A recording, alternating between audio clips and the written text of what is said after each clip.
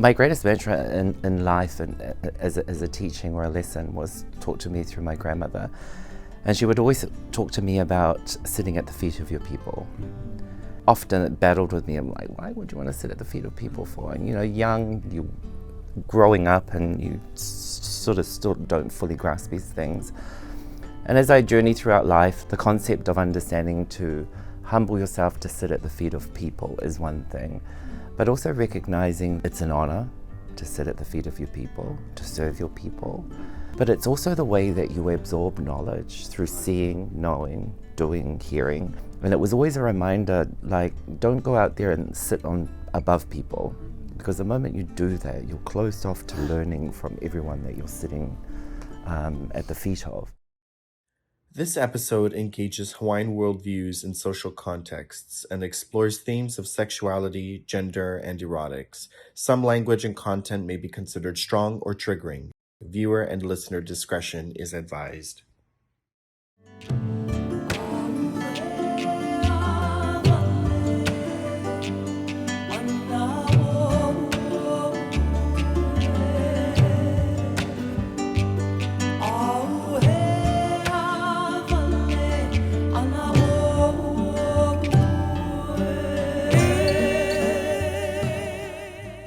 Aloha mai kākou and welcome to Kūkā Kīkī, a Māhū-led podcast where we kūkā and kīkī about Kanaka's sexuality, gender, erotics, and all things Māhū. This is a gathering of friends and community rooted in connection, joy, and resilience. Today we are joined by Dr. Tati Kalaniʻōpua Young, Sami Akuna, and Phylesha Brown-Acton, three queer Pasifika activists, scholars, and performers. In this Kūkā Kīkī, all three reflect on how their kupuna shaped their lives, their deep connection to ʻāina, and the four values of aloha ʻāina, kuleana, ʻohana, and joy as guiding principles to Māhū and whakawhiwhine resilience, activism, and cultural continuity. Aloha mai kākou. Mahalo for coming and joining us today for a little Kūkā Kīkī session. I think just to start off, I was hoping you folks would introduce who you are, a little bit about your ʻāina hanau, or the place that you're from, and then just tell us about one person who has shaped you, your life, and your practice, your craft. So we'll start off with Phylesha. Just put you on the spot, girl. Whakahalofalahi atu ki kumutolu ose, koe haku ingoa ko Phylesha Brown-Acton. Koe tau matutupuna hako, koe ki pule mutuliki ngā leki. Koe haku matuawhiwhine, koe hana hingoa ko melekulesi ki ne pule lātongia pāpani. Koe tau mga whaoa hako koe ki ne pule e tuata mo ngā leki. Hau au he manga ko whine o ne hako puatua, koe hako e motu ko Niue whikai, o e tulu tulo. My name is Phylesha Brown-Acton. My grandparents were Ikipule and Trixie Etuata. My mother is Mary Chris Ikinepule Latongia Papani. I come from the extended families of Ikinepule, Etuata, and Ngāliki. I hail from the village of Whineone Hakupuatua, from the magical, mystical rock of Polynesia, Niue Island. By way of Tamaki Makaurau, Auckland City, Aotearoa, New Zealand. This is the land that I was birthed upon. This is where my world evolved me into the person that I am. And there are a number of people that influenced me throughout my life as a result of being born in diaspora. But two people in particular who helped shape, mold me was my grandmother, with the name Trixie, funnily enough, an unusual name in Niue Island, who was a master weaver. She was a leader. She was the first woman elected to Niue Parliament. And she was revered for working very closely with single mothers, because in Niue's way of being, you think discrimination towards whakawhiwhine is a thing. It is, but not as bad as being a widowed wife or a single mother. So my grandmother worked a lot with single mothers, women, helped them by teaching them la langa, niue, weaving. And through that extended to my mother. And my mother, being birthed upon a master weaver, learnt those skills, but also translated that into sport. So I have a strong background in sport as well, through my mother's leadership.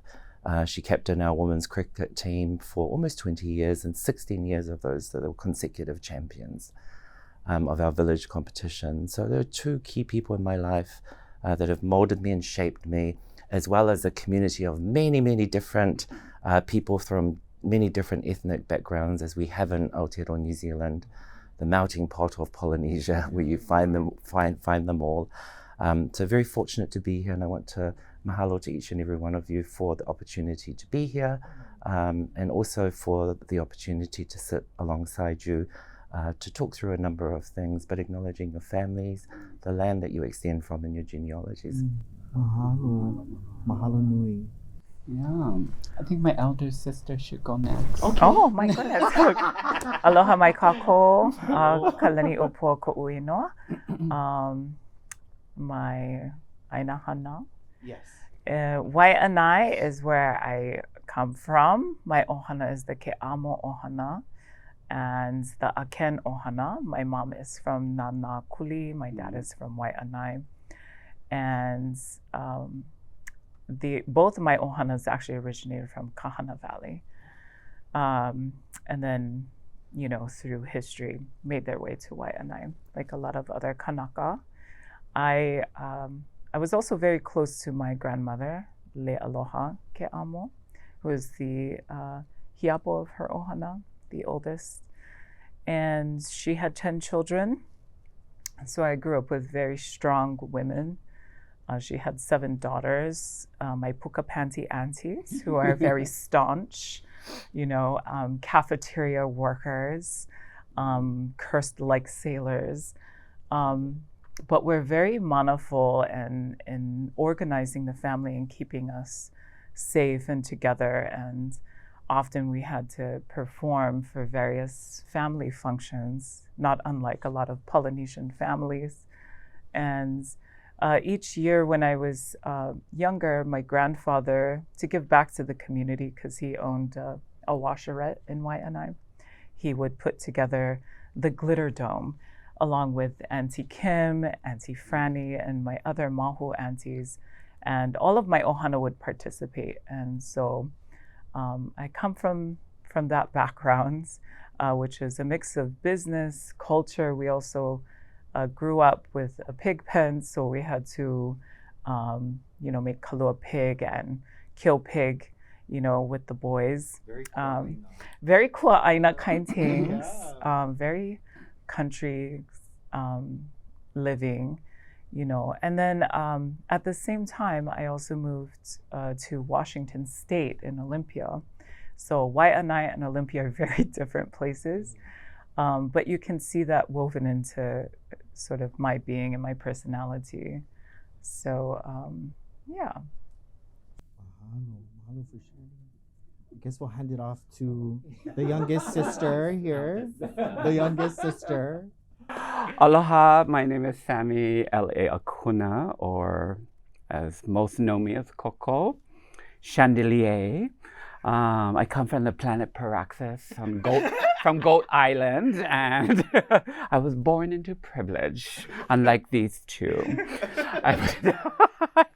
I'm kidding. I'm a maka'ainana, as people don't think I am, but I am, and I like to expose my knees so people can see that I can be just like them.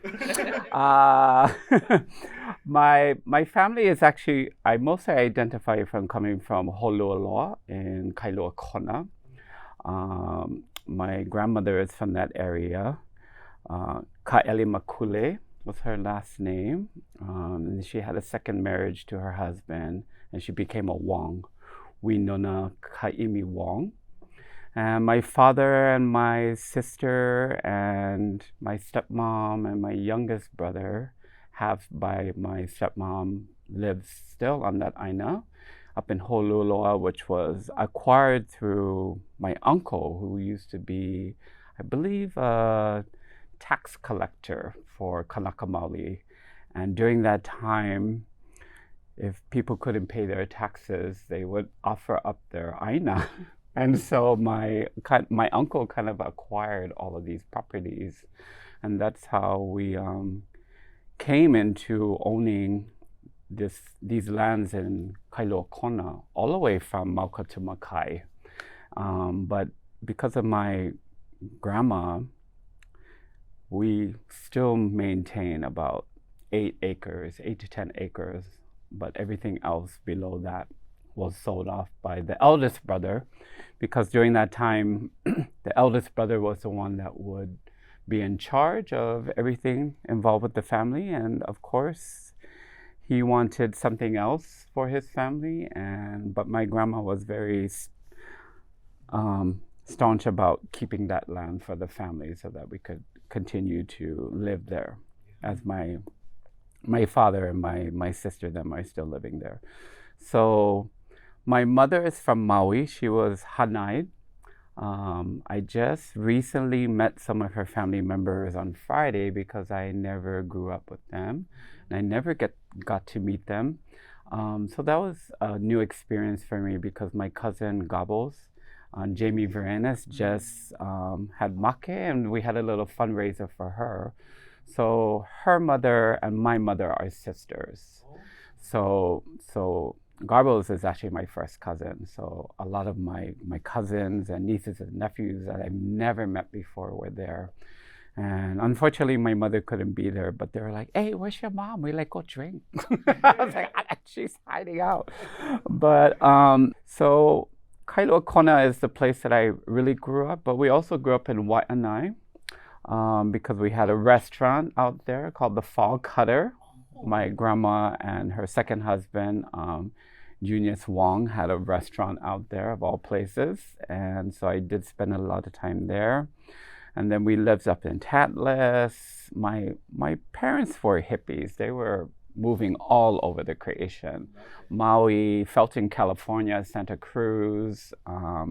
So as a young person, I was always traveling around with my parents. And I think that's why I had this bug to always wanting to travel. And so I left home at a very young age when I was 16 and started to travel across Turtle Island. And then eventually I came back home to Hawaii to settle. And yeah. Oh, no wonder why you're so worldly. Yeah, yeah. But my mom and my grandmother have always been the most two inspirational people in my life, and have always supported me in everything that I have done.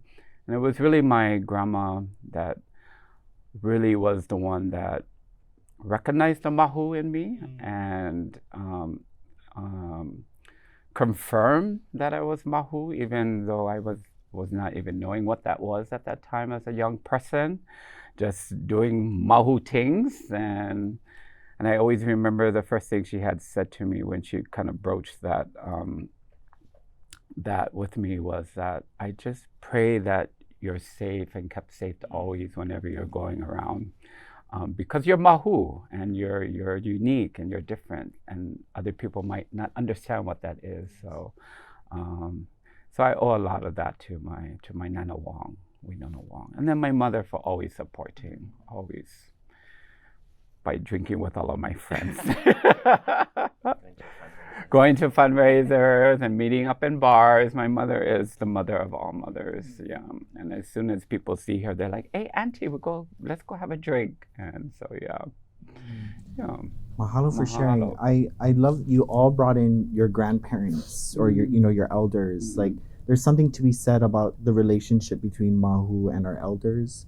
I wonder if you folks could share a little bit more about that relationship. You shared about your grandmother, right, being protective, but also accepting you from an early age. Tati talked about your papa, and the glitter dome, which I would love to know more about at some point. She has video footage. Okay. Video footage from the 80s. From the 80s. And Phylesha, you talked about your grandmother too, and your relationship with her. So I think, that's very Pasifika, that's very Polynesian.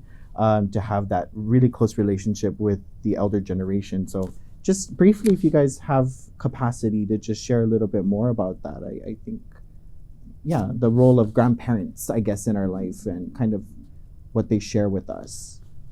Yeah. My greatest mantra in life and as a teaching or a lesson was taught to me through my grandmother. And she would always talk to me about sitting at the feet of your people. And, you know, often it battled with me. I'm like, why would you want to sit at the feet of people for? And, you know, young, you growing up and you sort of still don't fully grasp these things. And as I journey throughout life, like the concept of understanding to humble yourself to sit at the feet of people is one thing, but also recognizing that it's an honor to sit at the feet of your people, to serve your people. But it's also the way that you absorb knowledge through seeing, knowing, doing, hearing. And it's the way in which you receive it without any creating any barriers or boundaries. You're grounded, you're receiving in a very open way. And it was always a reminder, like, don't go out there and sit above people, because the moment you do that, you're closed off to learning from everyone that you're sitting at the feet of. So that is something that I've always learned, carried with me, as a lesson extended from my grandmother, to be reminded of when you're in spaces, it's often best for you to come from a place of sitting at the feet and recognizing the power in that, and recognizing the learning in that. So that in itself is something that always connects me through my grandmother. When I think about a fala, a potu, or a mat, and the way it's woven, and she would always talk to me about like the strands that overlapped.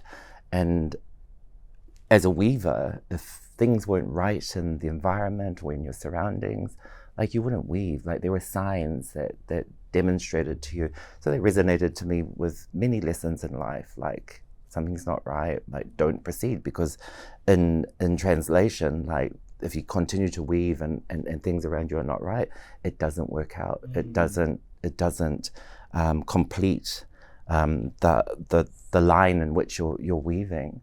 So I think about that as another lesson extended me through her. And I think about the many things that I probably missed as a young person, and have taken that for granted, of not fully grasping or understanding how time with your elders is practically on borrowed time, really.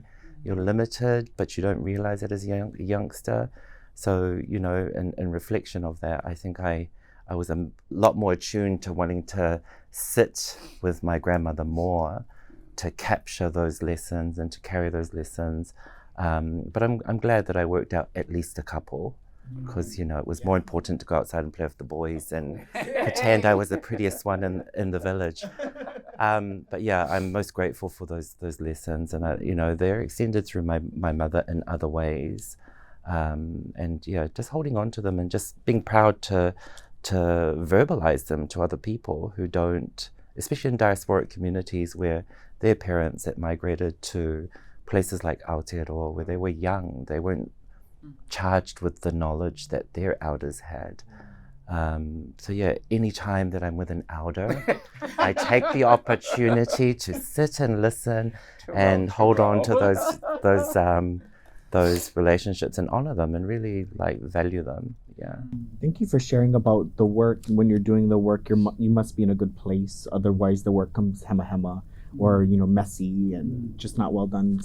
Also, we have that practice here in Hawaii, and I just love when we have these moments where our cultures intersect and that knowledge intersects. And yeah, so thank you for sharing about your grandmother.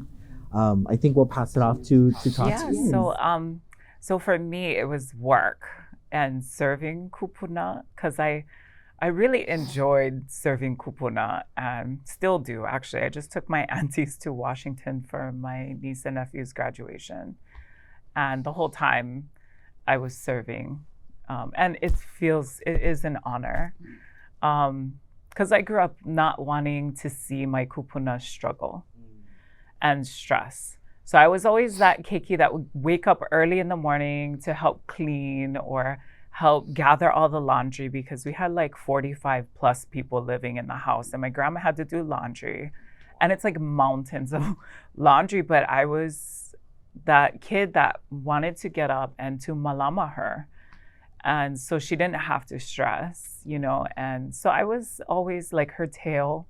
She would always take me because she never had to ask. I would just do it. whether that's cleaning or cooking rice or whatever it is, you know.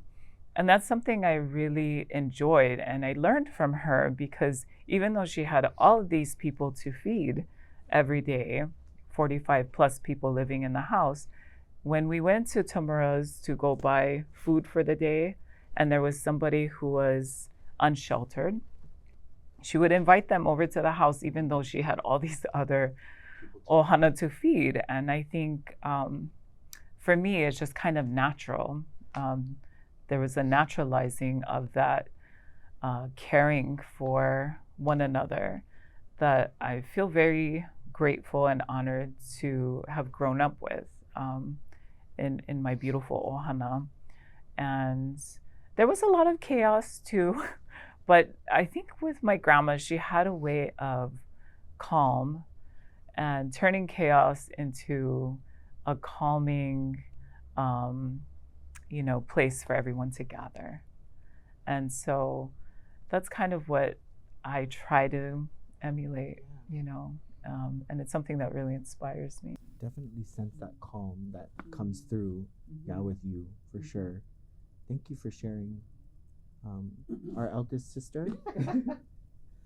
So my Nana Wong, or Ka'ele Makuli, she was definitely the matriarch of our family. And with all of her children, she had 7 children, 6 boys and 1 girl, my Auntie Winona.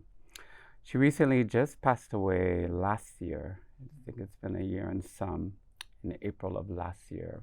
She was 93 years old when she passed. I'm sure she would have lived a little longer. She hadn't lost her ability to drive. Her youngest son, which was from her second marriage, you know, there's always shenanigans in the family, and he got a hold of her car, and she became displaced because I think later on, like when she became bedridden and she started to become makule, she was always asking, where's my car? I need to go out. I need to go and do stuff. I think somehow losing that independence, it kind of deteriorated her health and her sense of who she was. But she was the one that always told me, whenever you go somewhere, if it's a party or a function, always seek out the kupuna first and make sure you acknowledge them and be in their presence. And my role whenever I was home on the Akuna compound was to be with my grandma and the kupunas. And the only reason was, and this is because my grandma said, you don't have a cooking skill. We were talking about this yesterday. You don't have a green thumb. You're not a crafter, but you are an entertainer, which is a great facet of being Māhū. You can entertain, you can make people laugh. I didn't have any of those other skill sets that my siblings had. So she always said, so you just stay and take care of us kupuna. That's what you were going to do. So, and I was also the eldest child. So even to her dying days, that's all I ever did. And my younger siblings just kind of accepted that as my role, because they didn't come around until 8 years later, until my first brother came around. But I do want to recognize my mom's Hanai family, Henry Kikivi and Nellie Kikivi, which both of my brother and sisters are named after. He was a foreman on a ranch in Maui.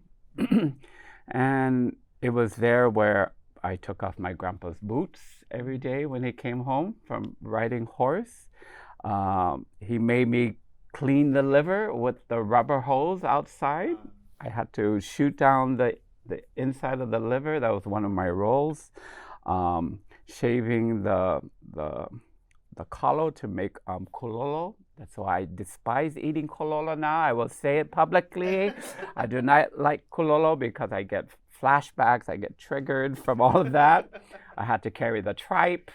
Whenever we went to the butcher, I had to watch them gut the pig, and I had to catch cows if we wanted to eat while we were out on the ranch. If we wanted to have mountain oysters, that's all you had. She was fishing for cows. Because he was true Paniʻola. Cow, we would eat like hot dogs and poi whenever we was out there, or the fruit of the cacti. That's what we ate like whenever we went out. It was Paniʻola growing up in Kula in Maui, and I think that's why I wear papali, because my mom always wears papali. She's a Paniʻola girl, and so I've kind of adopted those practices. So I did do some of those kinds of activities that you folks, but I was just never good at that. I was really the entertainer of my family, just like my cousin Gobbles, we were entertainers. So yeah. To add to that, I think also in our elders and the special bonds and relationships we have that, and this is no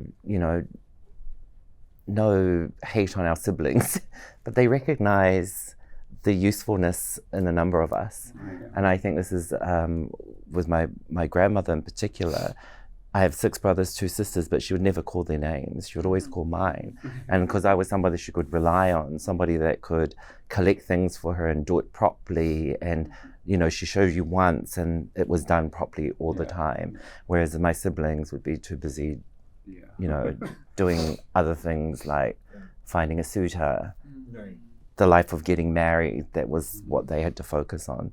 So I think, and I've lived in Tonga and in Samoa, and witnessed throughout other places, it's very common for elders to recognize the value in a number of us and what we contribute to being companions alongside them in their elderly age. Phylesha did get to meet my nana too. Oh yeah. She came up to Kona one,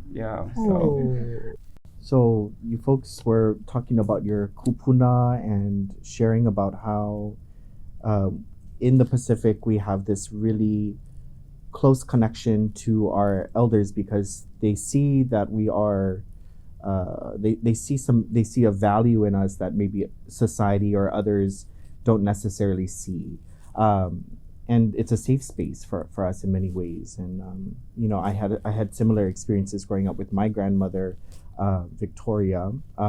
We just called her grandma.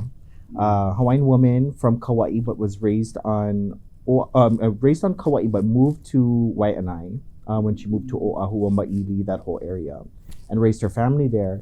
Very staunch Catholic woman. Very, she wasn't warm. She was very o'oleʻa, just kind of strict on everything. But how she raised us was kind of with an iron fist, if you will. But I had this really unique time with her. In my late teens, early 20s, where I got to really live with her at the tail end of her life, and I was a very close companion of hers. And it was through that time that she taught me how to cook, how to clean, how to malama, how to care. We were also caregiving for my mother at the time. So, you're right. She saw this she knew I was reliable. She knew I was the one who was going to cook the dinner. I was the one who was going to help her with the laundry. I was the one who was going to be there to help feed all 36 of her cats. So, there's that privilege we have as, rainbow peoples in the Pacific, to be able to have that connection with our kupuna. And I think that is so powerful and very special. And it's easy when we're young to take things like that for granted. But it's like as we grow older, we have these memories of them. We're like, that was a lesson, and I remember that. I remember those lessons. So thank you all for sharing, and thanks for listening. Coco, you talked a little bit too about, and actually you all talked a bit about performance and expression, and this kind of being a part of your upbringing, but also what you do now in a sense. Tati, are you a performer in any capacity? I play one on television. Not really, actually. Okay. No. Phylesha, you do, yeah? You're a performer. Yes. Yeah, back in the days. Back in the days. Back in the days. The knees are no longer. I just wanted to take the time now to maybe ask you folks to share a little bit about the work that you do. and the work you do in community, or the work you do performing, how would you describe your work and that relationship to the Mahui or Lahui or your respective communities? I think we'll start with Phylesha again, if you don't mind. Sure. So in terms of my work, I've worked 30 odd years immersed in community.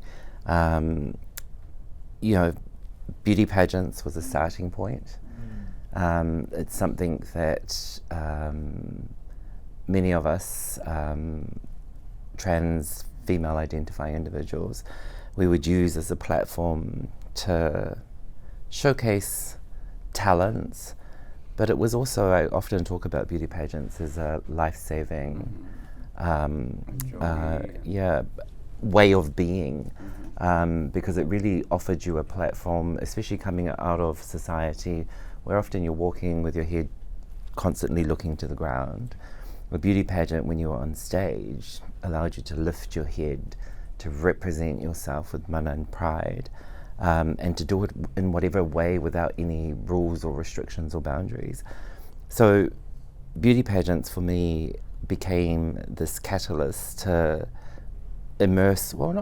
just become part of the community. And growing up, there wasn't much of a community. So internet back in those days, there was, to dial the phone to call a friend and catch a bus an hour away to, go and meet people. And so these were ways that we would commune and collectively as a community to then start thinking about fundraisers and what have you not. But this is around the arrival of HIV/AIDS in Aotearoa, New Zealand. And many of our Pacific Island brothers who were in relationships with Palangi Pākehā men were dying very quickly and nobody knew why. And so, there was the establishment of the New Zealand AIDS Foundation, but that was predominantly focused on white gay men. And as for our Māori and Pacific brothers, people were just what the hell's going on? So being involved in beauty pageants, dance as well, that sort of became the way in which we, together as a community, started to create awareness around HIV, what was happening to our brothers, but also to fundraise and help support the work of the New Zealand AIDS Foundation, because they were funded for white men. They had nothing available for Māori and Pacific. And so that sort of became the starting point for me within community. And it's taken me down many different avenues of work, where it's been, working in a kitchen, teaching people how to weave, teaching people how to print, being in people's homes to bury them, and to work alongside their families so that they did it in a respectful way, working with our wider communities and constantly just being seen to be doing good, not just for our little niche rainbow community, but to be working with all of our people on a multitude of issues, social, health, employment, education, and to be seen to be doing good for our people. So this is an evolvement of my work of recent times, not just in Aotearoa, New Zealand, right across the Pacific region and also globally, to constantly raise awareness around the needs, the issues, the challenges of our people across the region, and working with other like-minded individuals, such as Sister Jolene Mataele from the Kingdom of Tonga, working with the Pacific Sexual Gender and Diversity Network, which has a multitude of member countries, which doesn't include Hawaii, by the way. So putting that challenge out there to get involved. And raising awareness about a whole bunch of stuff, right from the global right down to the most in community. I don't know what I would call myself as a practitioner, because the work is not social work, it's not public health, it's not community support, it's just the way in which we serve our people. And I can't define that in words, what that ultimately means.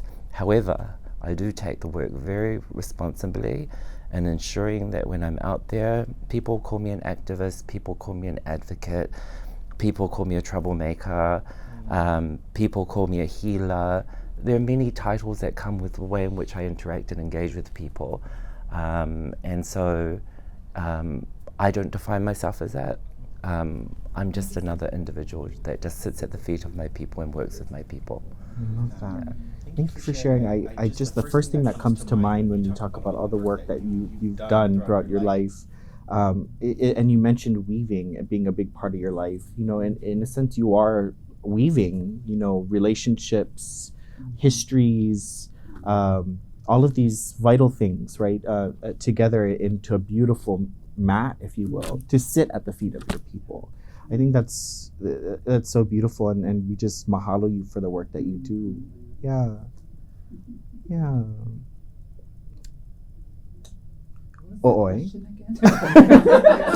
The question would be to what if you're just introducing yourself for the first time, how would you describe the work that you do to, you know, and then its relationship to the Lahui Mahui in general?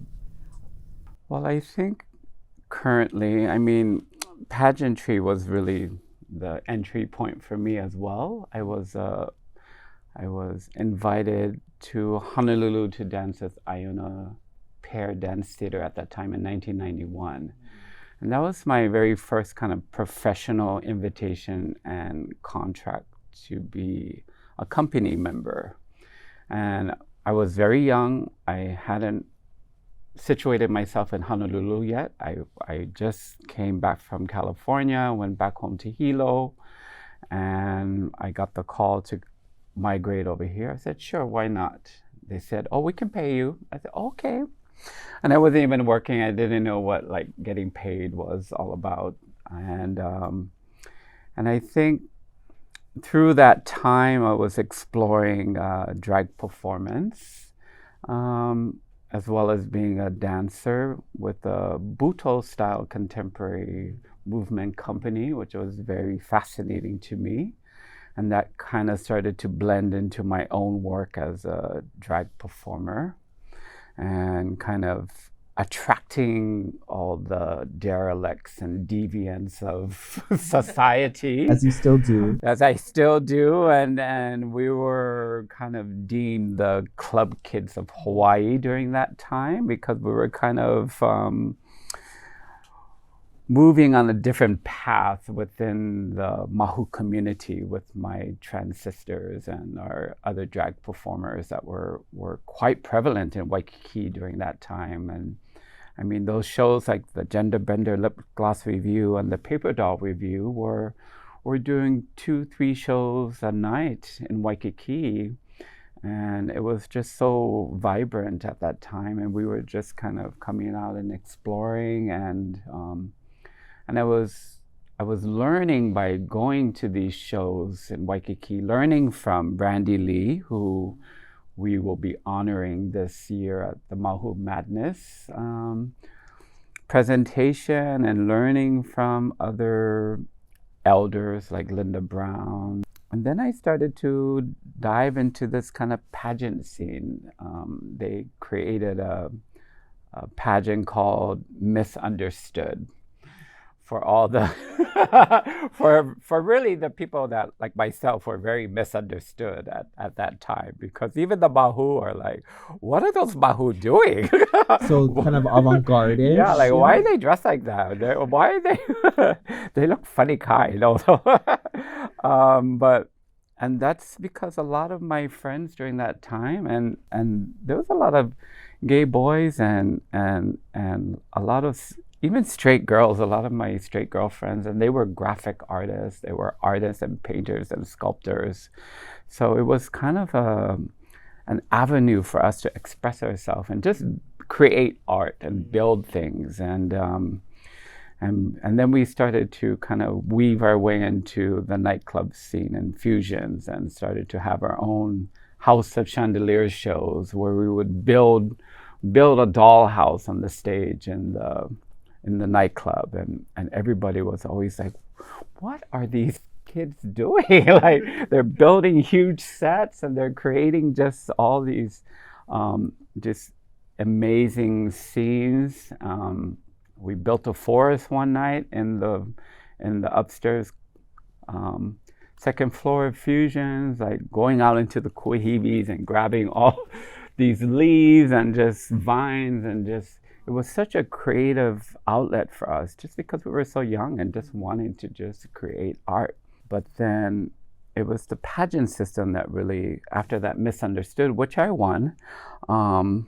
And then moving from that to other pageants, Queen of Heart, and then starting to cross over from that kind of nightclub pageantry to a bit more formalized and a bit more refined pageantry, like Diva of Polynesia, which was based in community and health, which was attached to, at that time, the Life Foundation, which is now the Hawaii Health and Harm Reduction Center.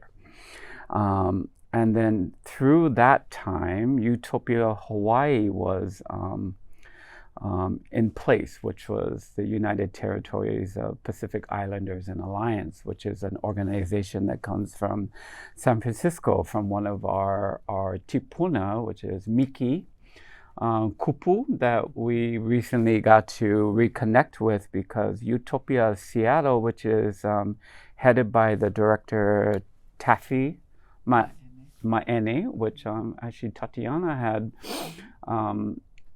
worked with in their infancy stages, writing grants for them.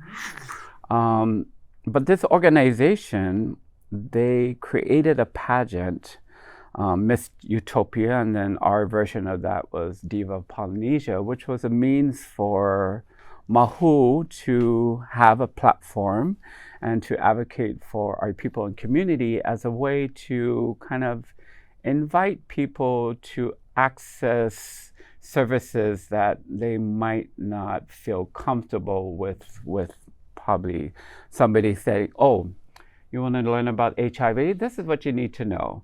Kind of, it was in that kind of conflict, that aggressive form of services. But through the pageantry system, it was a means of come to the pageant, have a good time, watch the Māhūs do their thing, but in the back, there's a table that you can discreetly pick up a pamphlet if you're curious about HIV and AIDS, or seeking abortion services, or health concerns. And that's what Utopia Hawaii, through now the Hawaii Health and Harm Reduction Center, was doing.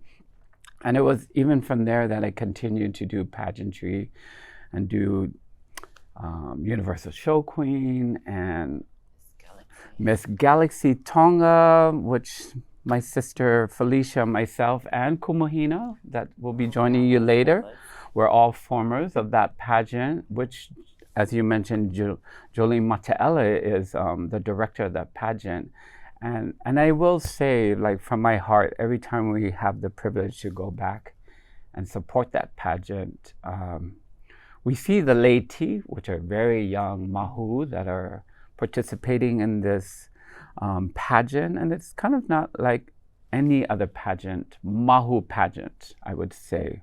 It really is a platform to elevate what laity are doing in the community for their own community, as well as for the villages or the people that they are serving. And Joey has really done so much, and it's just so incredible. And the last time we went all together with Kumahina, it was a riot. Yeah, the 30th anniversary. And yeah, and it's just such an honor for that pageant to still be in existence and still serving those populations, because they don't really have access as we do here. They really don't have that privilege of just walking up to a clinic and getting served and being able to be treated on spot. So I always take to heart when I'm there with the ladies and just offering whatever I can to them. Yeah, so yeah. Stealing their boyfriend. Oh no, that was Kumahina. She's always stealing their boyfriends. Tati, now you said you briefly said that you've done performance, but that's not your main focus. I mean, you're a scholar, you're an activist, you're aloha ʻāina, and a social worker as well. Could you please share a little bit more about what? I think for me, it starts with discrimination. When I was younger and confused, I thought I wanted to go into the military. So I took the ASVAB, I scored high. But then when I went to the recruiter's office, they basically discriminated because I was taking hormones. And so at the time, trans people were not allowed to serve openly in the military. So that was the first instance of discrimination. And then I got this other job that I was doing really well at in a nursing home, and I was fired for discrimination. And I think this is something that a lot of our community have had to deal with, not only in the employment sector, but discrimination even within our ʻohana. And so we get cast out and pushed out into outcasted communities. And so we're just kind of roaming around looking for community. And oftentimes we fall into the life or prostitution. And so a number of my sisters in Hawaii, as well as in Washington State, would find themselves engaged in various forms of sex work, whether that was stripping or in the trade. And so I spent a lot of time with my sisters in that realm. After I was fired from that job at the nursing home, one of my Māhū sisters was kicked out of her house. So I ended up with her, and we ended up living in her car in Seattle and just sort of paving our way off of the streets together and finding community with outcasts. And there's a kind of comfort that comes from being with outcasts. Yes. One, there's a kind of freedom to be yourself, you know, because you don't have to put up with the shenanigans of the cis heteronormative system, CISTEM, right? And so I think that's where I started to really feel emboldened to push politically through organizing, one at the community level, but being involved with various communities, diverse communities. For example, when I was younger, I was involved with organizing for Palestine, and this is like back in the day. But I could see a lot of resonance with Kanaka and the struggle for Palestine. And so I would hang out in Olympia. I've met Rachel Corrie. I don't know if you guys know about her, but she was ran over by an Israeli bulldozer doing support work in Palestine.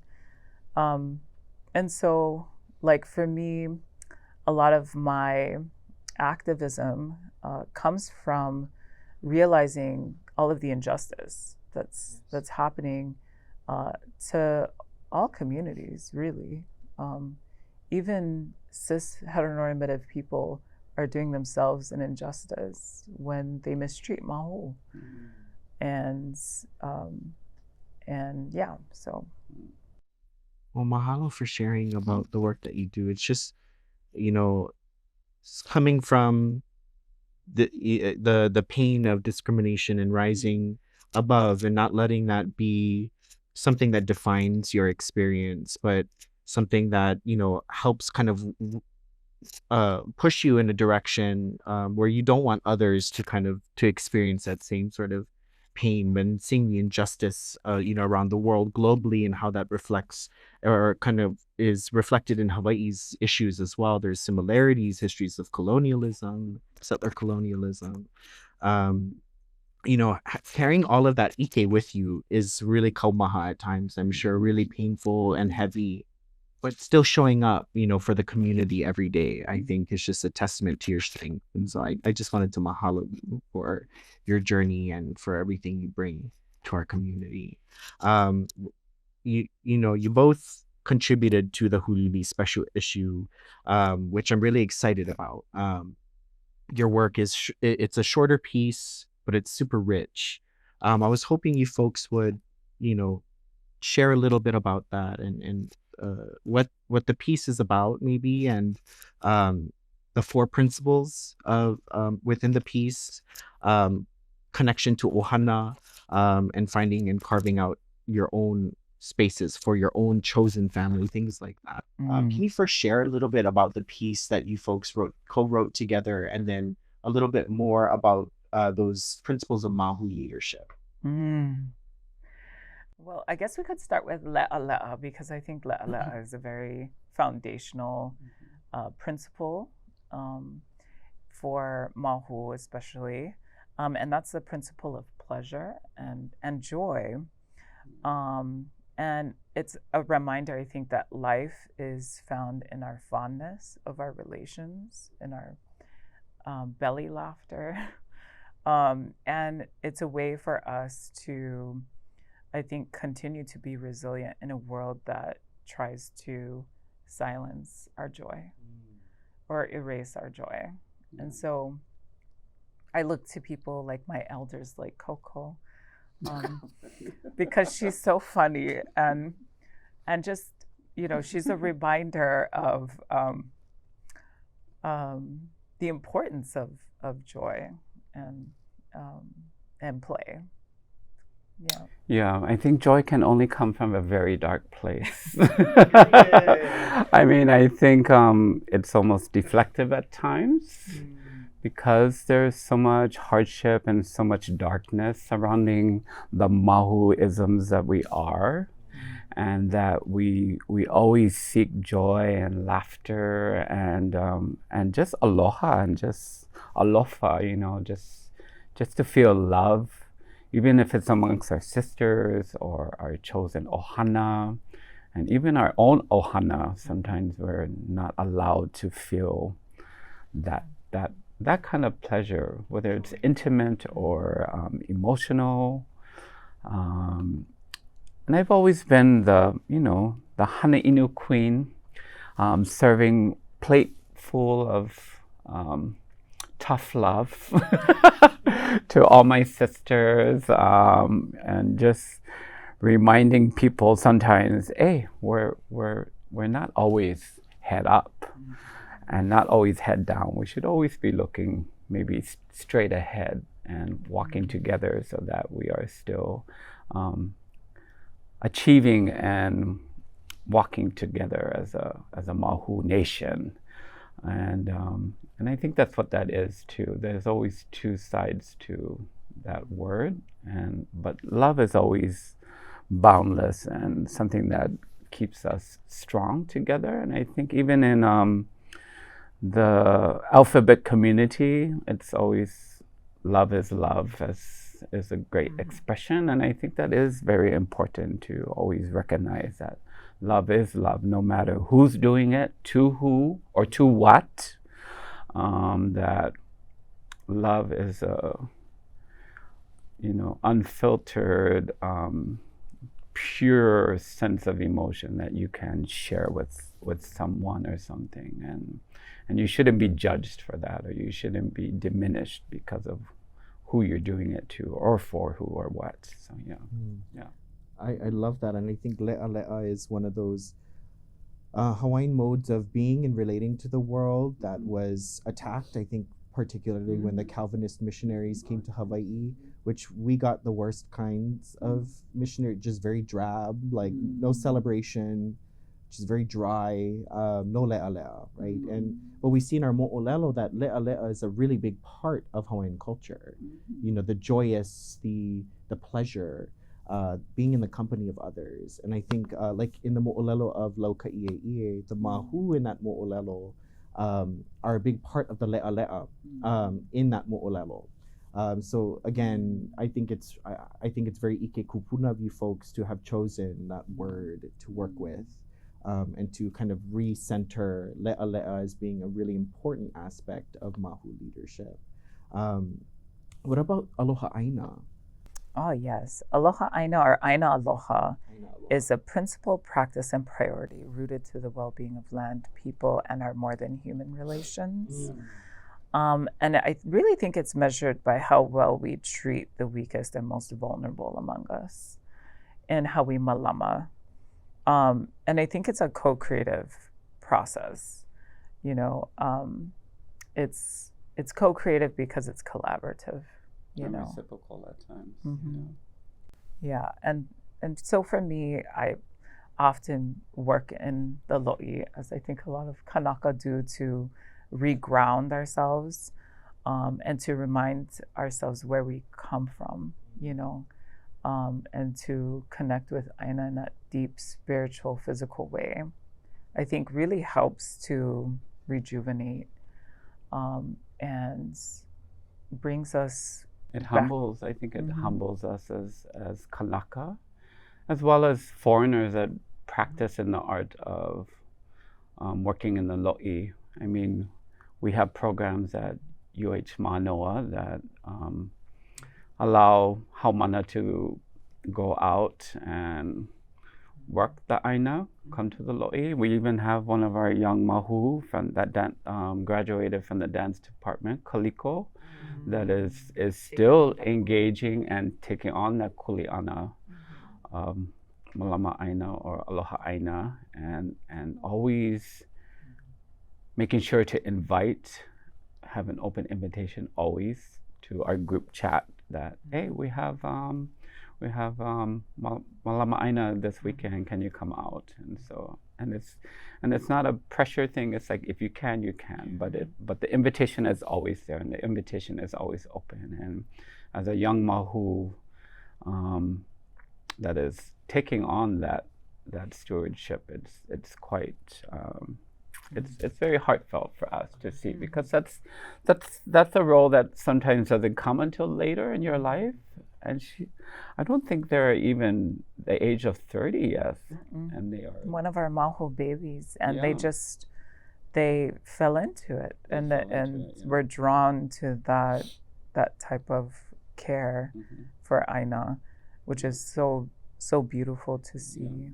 Much like caring for an elder, yeah? It's similar sort of pilina, like you care for the ʻāina, you care for it the same way you your care ancestors, for your tipuna, your kupuna, Yeah, and ourselves as ʻāina, because our bodies are ʻāina. Yeah. And that kind of bleeds into this aspect of kuleana, then, you know, the kuleana that we must awamo in our communities. Like all that you folks have shared throughout this entire conversation, that it's heavy. It's heavy kuleana. What is the role between kuleana and Māhū leadership? And how is it kind of rooted in tradition of Māhū being a tradition and a way of relating to the world?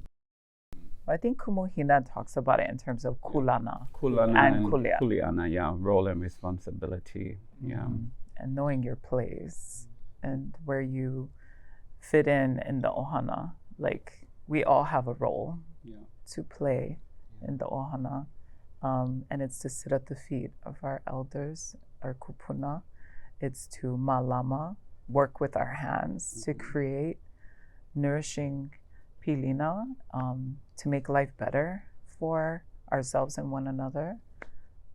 It's like perpetuation of identity, of our Kanaka-ness, of our Māhū identity, that just being present and being seen and viewed, I think that allows younger Māhū like Kaliko to say that I can do that, I can take that charge, and I can be part of society that serves my people, the lahui, the mahui, and just being Māhū is your kuleana, by just being present and visual, being out there and seen, because there are a lot of young Māhū that don't often get to see brown people in these kind of media sources or television. I mean, we have now Chief of War that's showing some ideas of Hawaiian history and culture. I just read an article where that the show is not a historical marker, but it's just a place to unpack those ideas of history, so that people can go beyond the show and seek out the knowledge of Hawaiian histories.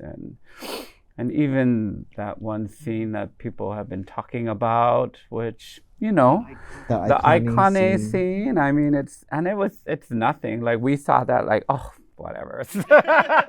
We could see that every day. Well, yeah.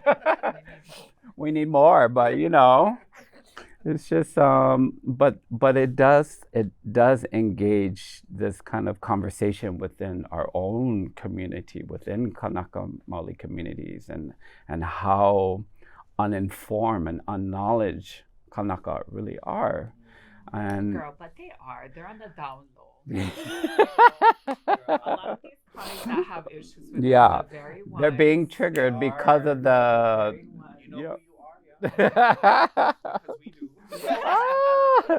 yeah. So, but just seeing what's happening on social media because of that specific conversation, seeing other people stand up and acknowledge and being informed about it, like people that I would have never known that know about these kind of subtle intricacies of our history, and that's so beautiful just to see that in conversation. Yeah.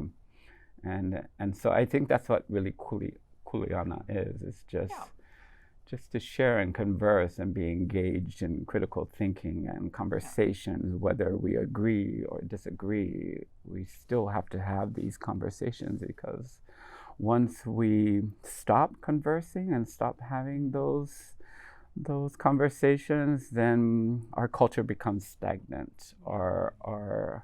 Our roles in society as Māhū become stagnant. And there is one issue I take with some of my Māhū trans sisters who wish to assimilate into the normal fringes of society and become the cisgendered woman in society, in Western society. And I always say, sis, we will always be on the fringes of society. Once you become complacent and part of that part of society, and like, what is the point? Like, how are you allowing space for other young people or young Māhū to come out? And we have to be out front, and we have to be always in protest. And queer. And queer. We always have to be in conflict. I never want to be part of normal society. Part of our kuleana is to be in conflict in some way. Absolutely. But also to be at peace. Yeah. I think we forget about that. Yeah. Because we're constantly fighting. And I think when it resonates with trans women trying to reach that to become white women. As you put it, that often for some people is finding peace, of waking up every day, having to put on makeup, to be normal, to walk out the door without being, oh, is that a beard I can see under there? You know, it's some related to survival, but I think that's an element or an aspect of it. It's always good to have these old aunties remind you of your place, but then it's also to acknowledge that our elder aunties need to remember that freedom and peace are also integral to well-being, and being integral for them to see themselves in that space of Māhū paradise, Māhū freedom, and ultimately what that looks like on the flip side. Absolutely. I think constantly fighting is just not conducive to like good health, I think, in general. And so being able to, especially for our younger Māhū who are fighters, to remind them as well, like you said, that also finding peace and moments of rest and quiet is just as important as the work you're doing in the community. My husband always tells me that, when I don't want to rest, I'm like laying down and I'm like, I gotta go do stuff. He's like, rest is just as important as the work that you're doing. So take time to rest. Thank you for reminding us that. I think that's so important, which moves into this aspect of ʻohana, right? That you guys share in your work. Would you mind sharing more about how you conceptualize ʻohana in this regard? Oh, for me, I think ʻohana is not always like, a lot of times we have a romantic idea of ʻohana as like this peaceful place where everybody gets along, but no, girl, ʻohana is not always safe. And ʻohana sometimes can be the place where we face the most discrimination from our own family members, from our own loved ones, the same ones that we changed their diapers and we helped to raise them, you know, like, and they can throw shade at us, right? And siblings, right? Especially with Māhū and our siblings, our cis-het siblings. There's that tension and that conflict. And I think one of the beautiful things that I think I've seen in my ʻohana with Māhū and how they address that is one, to confront the bigotry and the hypocrisy and to say, ʻaʻole, you will not treat me this way. And two, to show that even though you have treated me this way, I'm still going to love you and malama your ʻohana and care for you. Yes. And there's a kind of resilience, I think, that comes from understanding that ostracism and combating that ostracism with more aloha, with more love, more care. Because then at the end of the day, they no can say nothing because you've done all of the work. You know, you're showing up for kupuna, you're showing up for the keiki. So at the end of the day, even though they feel some type of way about your sexuality, your gender identity, you're still there holding the ʻohana together. And so for me, regardless of how anybody feels about our embodiment or our gender expression or our sexuality, what is important is that we continue to show up. Even if our voice shakes, even if we feel that like sense of like, oh, I'm gonna be judged when I walk into this luau. Girl, let them judge, you know? You're showing up.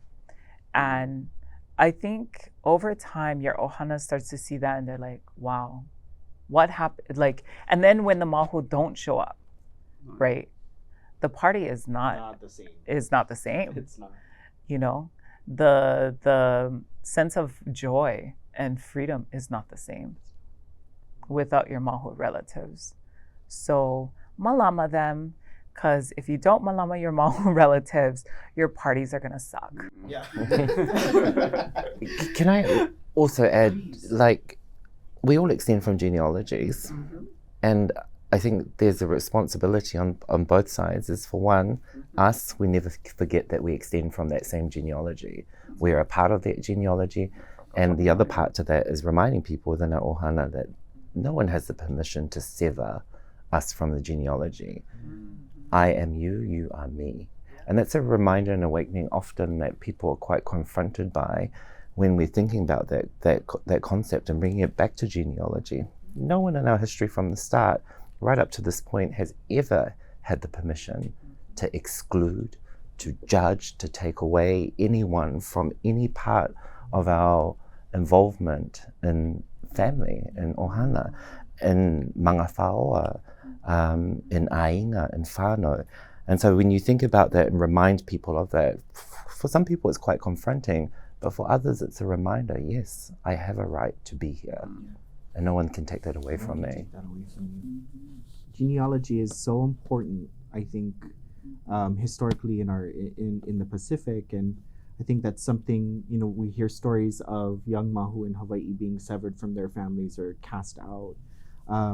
And we think, you know, thinking about that is such a, I guess, a disservice and a disrespect to the ancestors who survived and who thrived so that we can be related in some way, shape, or form and to that genealogy. So I think that's a really good reminder that, you know, the human aspect of it, only the ancestors can decide who they turn their backs on, in a sense. It's not something that any human, any mortal could ever decide. So I think that's a really good reminder to think about. And you know, Phylesha, this brings us to the work that you've done in the Pacific with our ʻohana across in the Pacific with MVPFAFF Plus.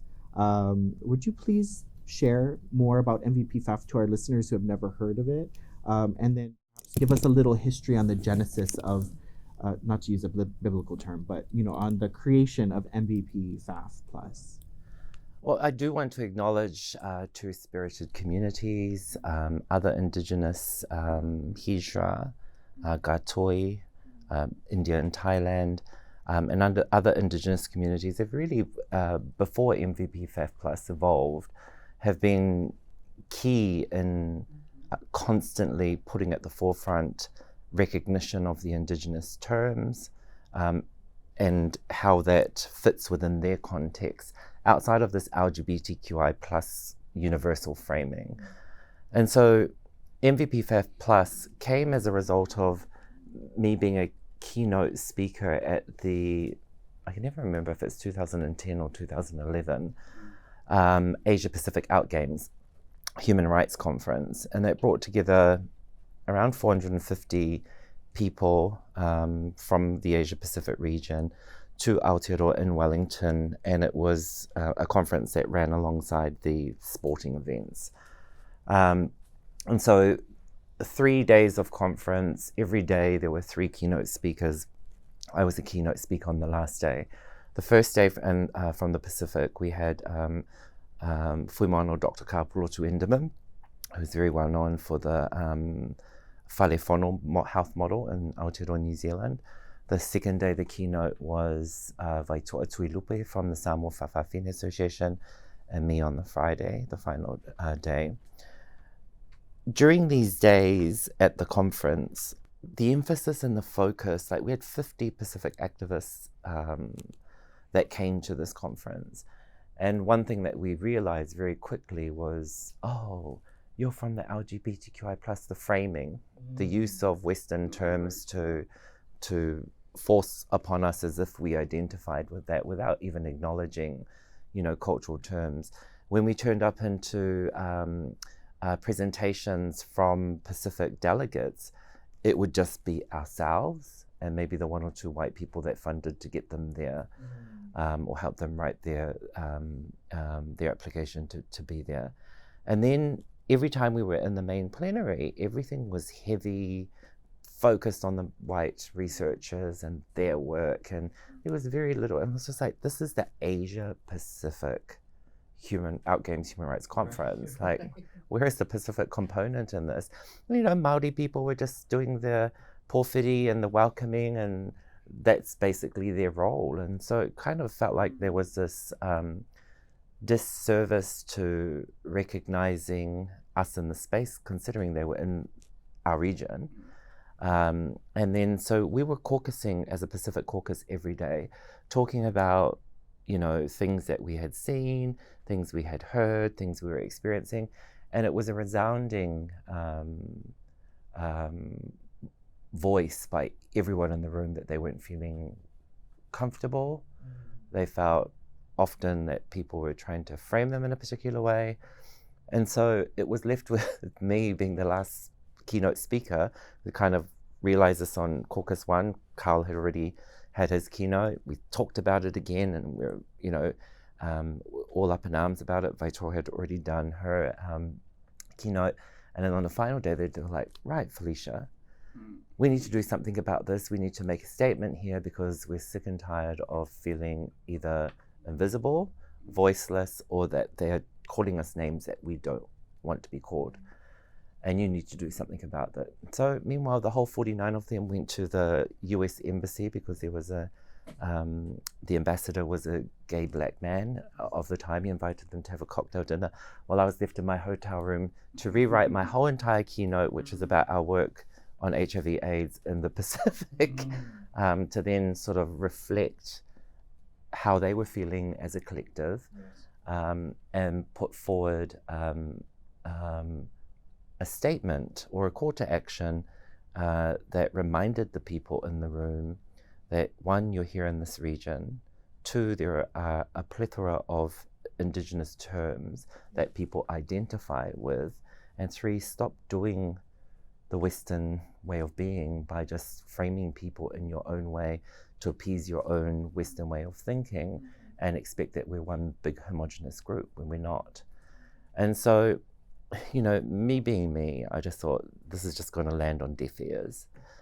And so as I kind of thought and bounced amongst a whole bunch of different ways, I just thought there needs to be something really simple and easy that these people can grasp onto, because often when we had tried to push this in the past, or we challenged it in different spaces, the gay white man would stand up and say, oh, what is this, the alphabet soup? We're going to have to write down this whole, sequence of letters, and we're expected to remember them all. Typical, ignorant, not willing to understand, like, it's problematic to come into my community or before my people to call me a trans woman, because they don't know me as a trans woman. They know me as whakawhiwhine. If you call me trans woman, it becomes political. It goes against the church. It becomes problematic. If you call me whakawhiwhine, that's my child. That's my family member. She's this and that in her role within the church or within, the community setting. And so it's familiar to them. And so I had to highlight that in the keynote. And the only way that I could think of was creating a mnemonic, which is a sequence of letters placed one after another, just to appease the subscriber into remembering very quickly. And I just thought, I looked at all the letters of some of the terms across the Pacific, and I thought MVP. Everybody's going to remember MVP. So shout out to the Hawaiians being Māhū first on the MVP. And then the FAF, because whawhawhine is the predominant term that is constantly used where, LGBTQI is for everybody, then whawhawhine is the next. You're from Hawaii, you get a whawhawhine title. You're from Tonga, you're whawhawhine, according to the Western world.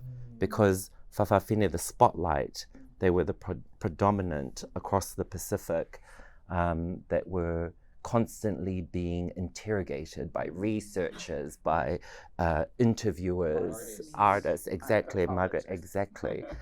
And so I just thought, this would be a good way to sort of assert this mnemonic to remind people. So when they were planning or having conversations about LGBTQ, they'd be like, oh, but there's this MVP, whatever. But the one thing about MVPFAFF+, it was never meant to be this replacement of LGBTQI+. It was a pure reminder to planners, to organizers, to decision makers, that when you're planning these things and you're including people, if you're thinking about inclusive policies, you need to recognize there's a whole multitude of people from this region that all have terms that they identify with and that their people know of, and that you need to acknowledge that. You need to recognize it, you need to acknowledge it, and you need to include that in your planning. And it's the same sequence of if you're in a foreign land, you recognize the people of the land, right? And it's the same thing within these same settings. It's like, and it forces people, part of my keynote was about forcing people to see the person, to know the person, to understand the person in their context, their people, their land, their culture, and their language. And so that was a preface of putting that forward, and not it becoming the Pacific version of the LGBTQI+. It was purely a respectful reminder to people about us as people, the terms that we identify with, and to know them, to utilize them, and to get to know us. So that ultimately in itself is how it became.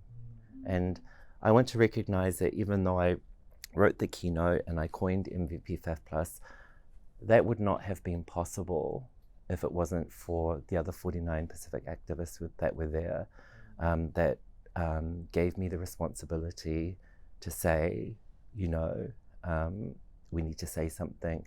And what was beautiful about it, at the end of the keynote, because I was so nervous about whether I'd done the right thing or not, they all stood up and sang a song, Whawhawhitai and Samoan, and it was led by them. And it was so beautiful just to stand there, because I think it resonated with them that finally we have something that we can put forward constantly, and in your own way. It's not to say that, and it encourages all of us. It's a stepping stone that existed from other Indigenous identities that helped me sort of create that mnemonic, but it encourages and forces us to live beyond those Western binary concepts of identity, whether it be related to gender or sexuality, to really assert the Indigenous terms, our ways of knowing, doing, seeing, to be a part of that conversation. Yes.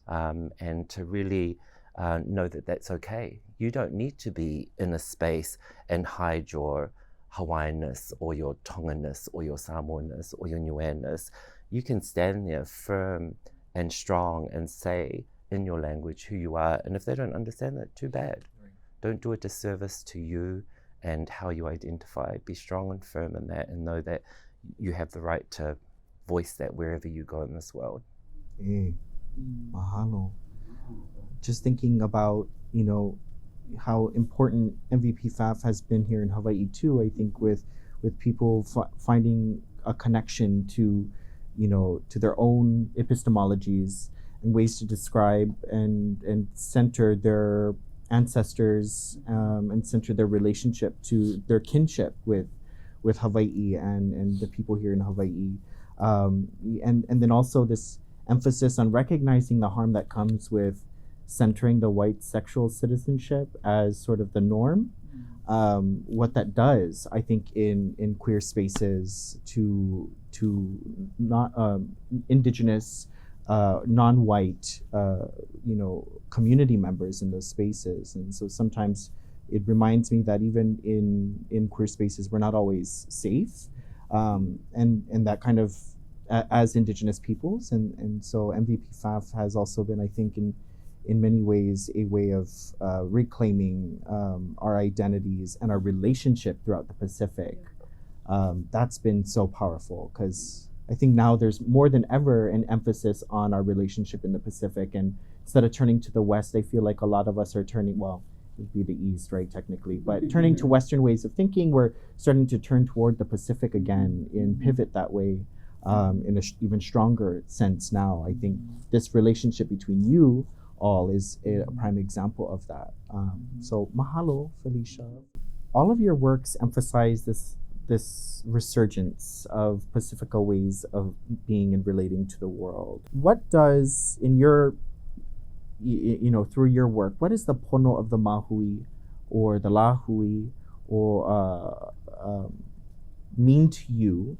And how does that include or involve, you know, cisgendered male, female people as well in some way, some capacity? I think for me, a big part of it is just accepting people for who they are and not what you think they ought to be. And I think that goes for wahine, kane, māhū.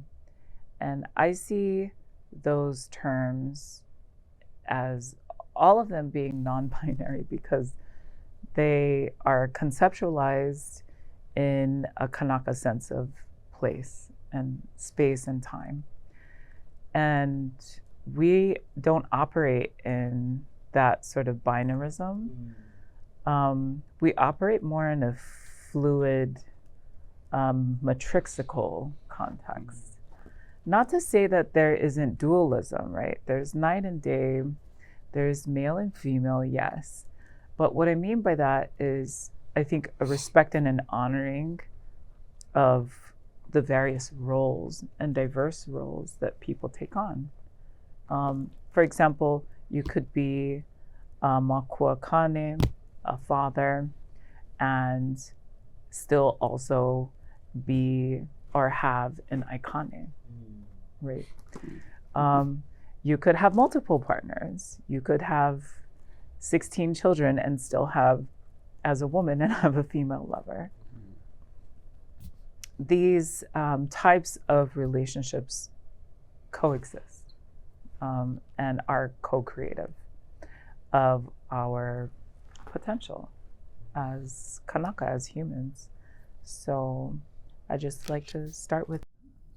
Thank you. That makes me think that often if we're not following this sort of heteronormative nuclear family way of relating to the world, then we're kind of seen as being deviants, you know, sort of, and kind of a betrayal in a sense to society. But I think what's so powerful about these relationships is it's shown time and time again that there is so much to be produced from these relationships, whether it's keiki, ʻohana in general, chosen, extended, family. These relationships that we've historically had, I think, are they do us a service as a people. Yeah. And also, I think that it's okay. Change is okay. People are not going to stay the same. Their taste can evolve, and I think that's the beautiful thing about being rooted in our culture, is that there's space for that kind of growth, and there's a beauty to it, you know. And yeah, let's honor and embrace that. Wasn't that how it used to be? Oh, wow. God bless you, child. I think Kuleana Gomes once said from Ke Kulana Māhū, the film, that Hawaiian people or Kanaka were always sexual people.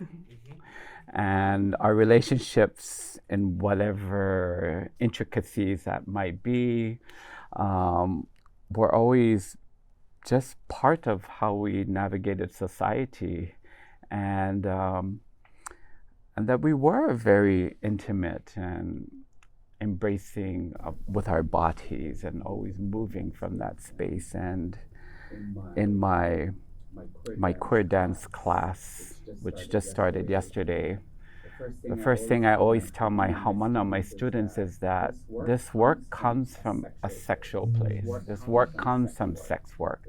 This work comes from Māhū. This work comes from trans, Black, female, identifying people in our society. And that if we don't start from the root of that, and if you're not comfortable with that, then you might not want to be in this space, because there's certain language that we're going to use. There's political resistance that will come out from this work, and every semester I'll lose one or two students because of that, because of their Christian upbringing or having conflict with some of the ideas or the traditions that the class is rooted in.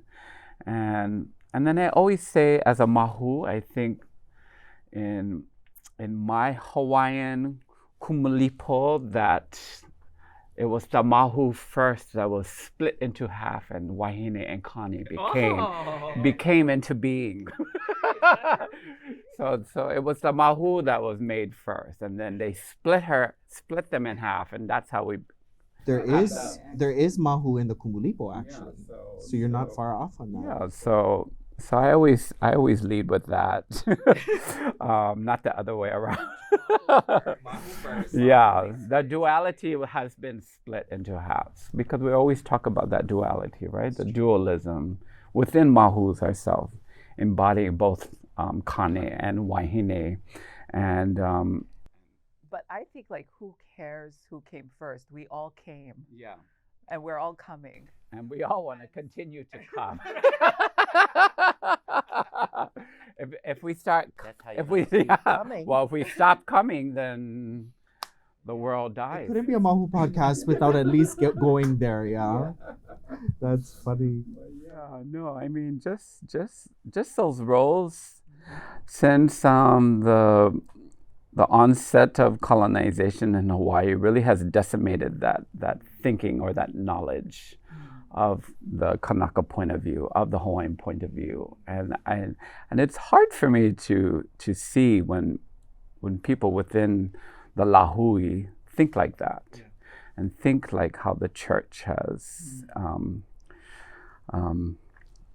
instilled that knowledge into them. Like, I will always identify as Kanaka Maoli first and Māhū second, and always trying to remember those, what our kupuna, our tipuna, our elders have taught us before all of this. I mean, we are living in an Americanized society, but we are still occupied. We're still being legally slaves to this American power And we constantly have to remind the lahui that we still have to hold on to that essence that we are still a illegal sovereign nation, and that we are not part of the Americas. We're separated by choice, and we are needing to still hold on to some semblance of being Kanaka. To literally ʻāina, you know, hold on tight and hold fast to our roots, our genealogy, you know, our whakapapa. Mahalo. Phylesha, do you have any mana'o on any of the topics we shared? Yeah. In the beginning, when I acknowledged where I extended from, not once did I talk about being whakawhiwhine.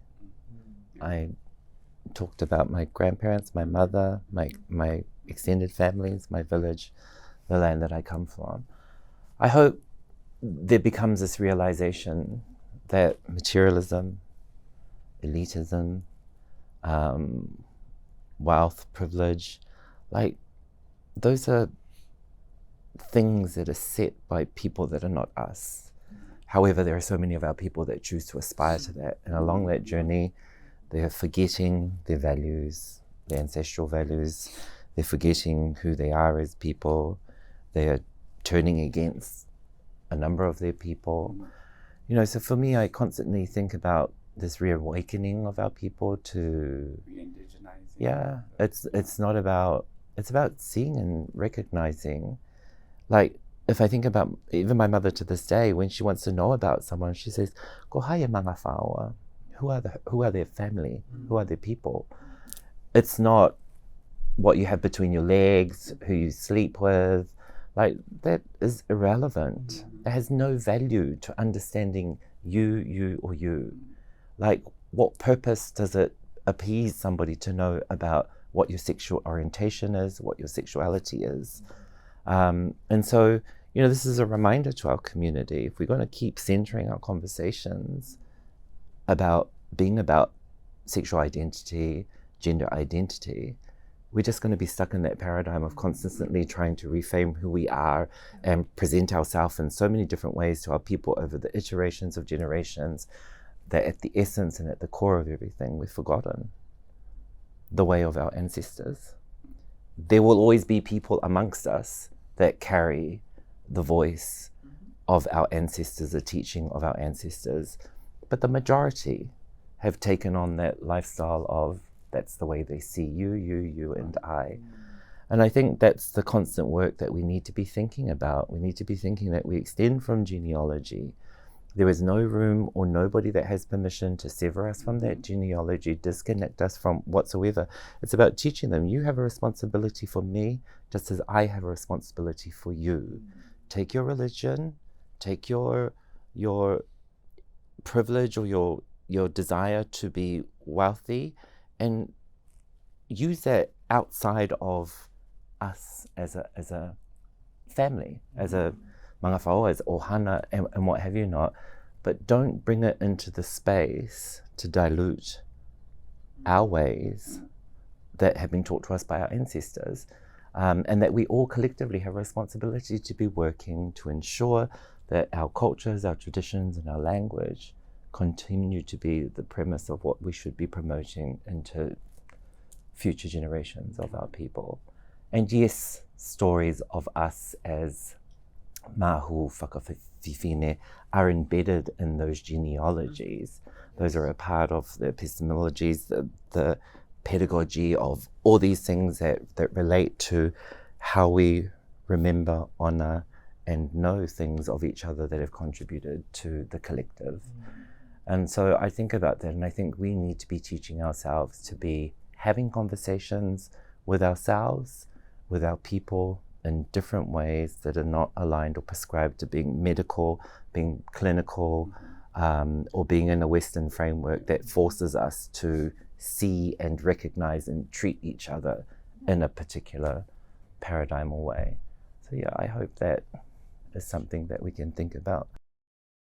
Thank you for that momi and that little pearl of wisdom. It reminds me too that, you know, our conversations are, even when Kumuhina presents, the first thing she talks about is her ʻāina, her land, the ancestors, where she hails from. Those are the more important aspects of getting to become ʻāina or familiar with somebody else. And I think that it sounds like the same is true across the Pacific. This is a part of our values as oceanic peoples, is to know the most important thing is where you hail from and what family, what is your relation. That way I know how to relate to you. I'm tangata Niue before I'm anything else. Yeah. Mahalo. I think also along those same lines is the remembering of where we come from, and also to continue to challenge, the idea that somehow having money and preparing for the rapture is going to get you to heaven. Like, girl, no, like these people are morally corrupt, and morally bankrupt. And you can even see it in our own people. They've got nice cars, nice houses, beautiful families, and they're spiritually empty and starving for culture, for ʻohana. But they're not there because they've sold their ʻohana to become something they are not. And then when they're ono for that connection, the very people that they've stepped on tend to be the only ones that end up showing up. And so I think back to your point about, when we're ʻohana together, forget about the money and the status and all of that, because we are ʻohana, we're part of the same whakapapa or genealogy. We have to remember that just because you have money, it doesn't make you happy, It's the relationship, it's the service and the duty that you take on to care for those relationships, and you maintain those relationships. And then it goes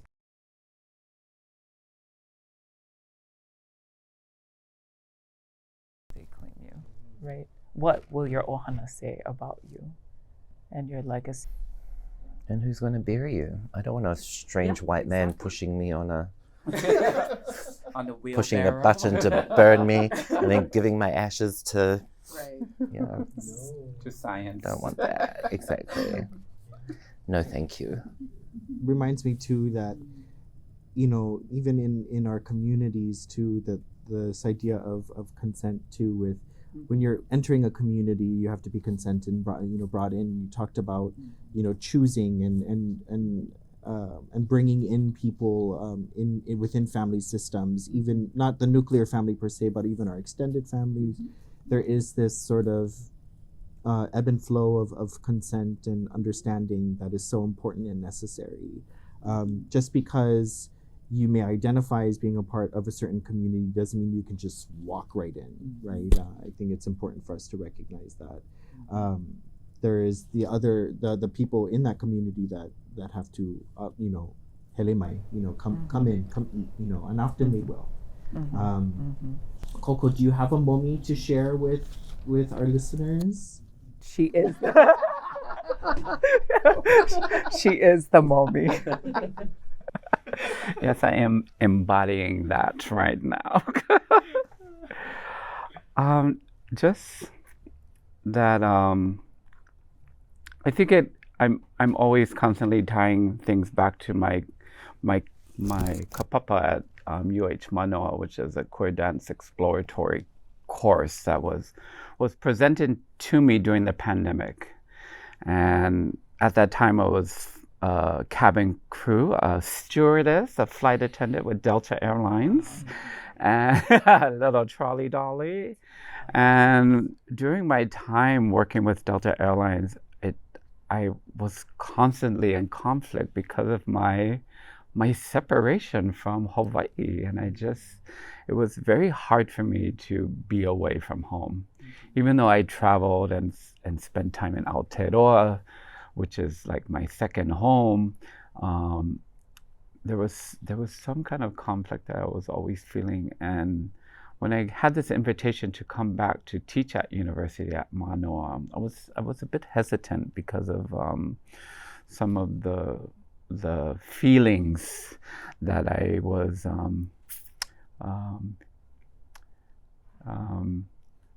starting to feel when I was a part of that department and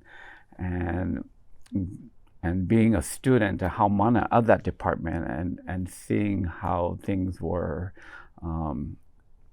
being taken advantage of as a Kanaka and not seeing myself within my peers until much later when Kumu Haile-ʻōpua Baker came into the department and instilled the Hanakeaka program. I was kind of in my last semester there, and she had asked me to assist direct for her for laʻi kawai.